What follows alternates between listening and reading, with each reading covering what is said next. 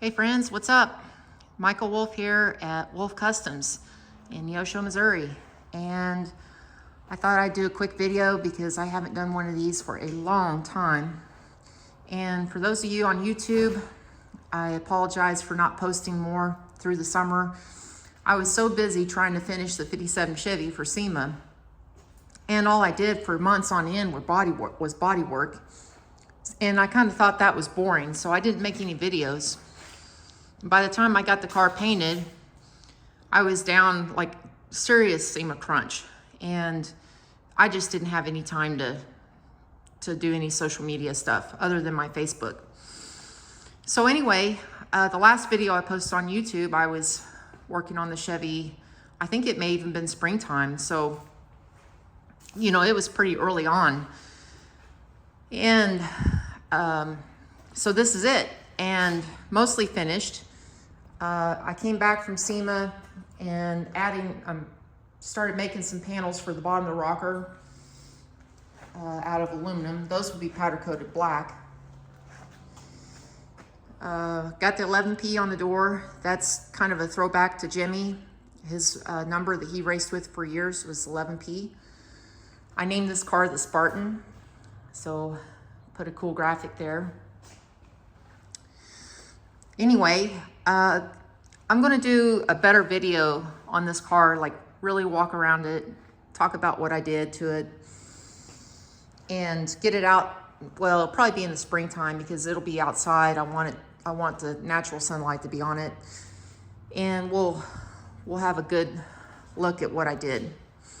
So anyway, and here's kind of the inside. I put bomber seats in it.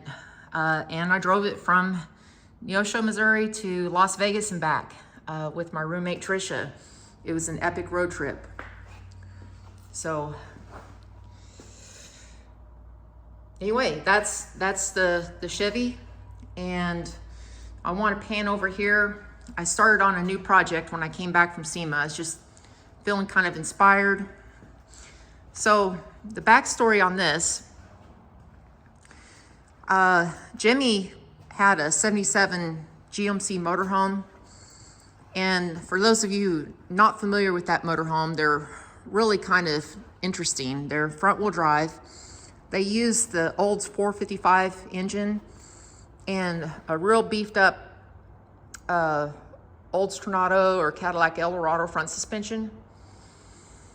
And they were factory built from GMC for, I don't know, maybe 4 or 5 years in the 70s. And when I met Jimmy, he said, I have a collectible motorhome. And I said, Jimmy, there's no such thing as a collectible motorhome. And he said, oh yeah. He said, these GMC motorhomes, you know, there's a big cult following to them. And sure enough, you know, as I got around his GMC motorhome community, we would go to a luncheon, the GMC motorhome luncheon in Tulsa, like, I don't know what it was, like second or third Wednesday of the month. And there'd be these old GMC motorhomes parked out there. And I was like the youngest person there at Golden Corral. You know, it's kind of hilarious. But anyway, I used to tease Jimmy that this motorhome was his mistress because he loved it so much. And he built the engine. It's high compression, it's bored out, it's aluminum heads, Edelbrock heads, Edelbrock intake, headers on it. First time I heard it, I was like, am I listening to a race car or am I listening to a motorhome? It was quite confusing. So anyway, obviously it doesn't look like a motorhome anymore. So while Jimmy maintained the suspension, the drivetrain really well on the motorhome, the body was loosened up so much, you know, a few 100,000 miles of traveling on highways, it was just falling apart, literally. Like there were stress fractures in the aluminum body and stuff. So, and I'm just rambling, but about a month ago, I decided to pull the body off. And I had this mid-90s GMC truck cab, and I'm like, I'm gonna put this cab on it, try to channel it down as far as I can without cutting into the floor. So anyway, I've got it down as far as I can on top of the frame without actually cutting into the floor pan. And I kind of, let me back up just a little bit. I'm kind of digging the stance. Now the front suspension on these GMC motorhomes are torsion bar. And I've got an idea. Right now I just reclock the, I don't know what you call the part in the back of the torsion bar. It's like a cam. And I reclock that to get it down on the ground. But I have a plan on how I can airbag this thing. And the rear suspension, I don't know if you guys saw it when I walked around the first time. The rear suspension had airbags on it from the factory. And this is a factory setup. It's really wild looking. They rode like Cadillacs. Now the rear airbag was originally like this, I don't know, it was smaller diameter, and they were prone to blowing out, and they're hard to find a replacement. So at some point, Jimmy and I upgraded the rear airbags. These are like for a Freightliner, and I made new brackets for it, and where, you know, we wouldn't have to get into what they call the bogies here. So we just made basically a bolt-in, bigger and better airbag for the back. So I cut off about, I want to say about 5 feet off the back. Originally I was thinking, well, could I like maybe make this a car hauler?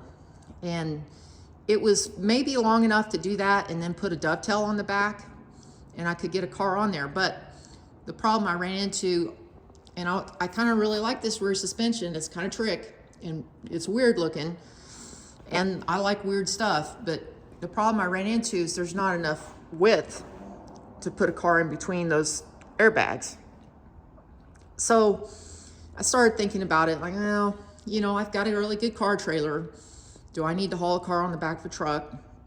So I decided to go ahead and just cut off the back, and I moved the rear suspension forward this week about 18 inches. That still give me, as you can see, it's rather long. It's about 10 feet long. And the reason why I'm leaving it long in the back is a lot of material that I buy for the burn table, it's either, you know, 4x8 or 5x10 sheets. And I want this truck to be, you know, have a purpose. And I want to be able to haul material on it, you know, my 5x10 sheets. So I decided to leave it long, and I think it works. I think, let's see if I can back up here.